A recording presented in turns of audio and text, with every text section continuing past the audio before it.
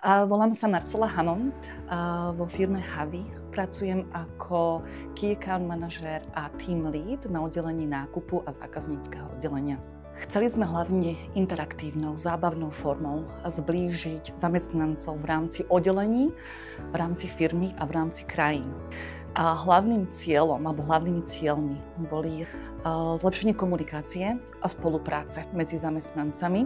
Áno, splnili, pretože v podstate tá škála tých otázok a tých aktivít bola pripravená v súlade s našimi aj cieľmi, aj hodnotami, takže boli sme pri príprave celého programu.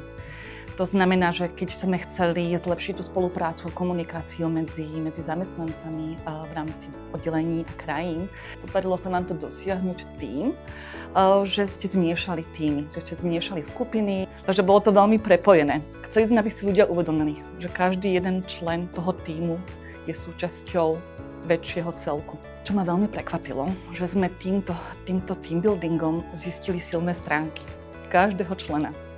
Zistili sme, že interaktívnou formou, alebo hravou formou dokážeme priblížiť ľuďom aj naše hodnoty, naše ciele firmy, akým spôsobom majú medzi sebou spolupracovať a komunikovať.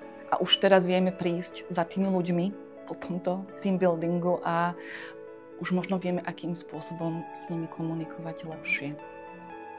Určite áno, preto sme si vás aj vybrali samozrejme, lebo sme videli v tom potenciál a vedeli sme, že nám to pomôže v cieľoch, ktoré sme mali.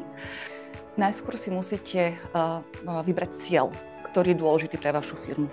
Cieľ je základ a prostriedky, ako sa k tomu cieľu dostanete.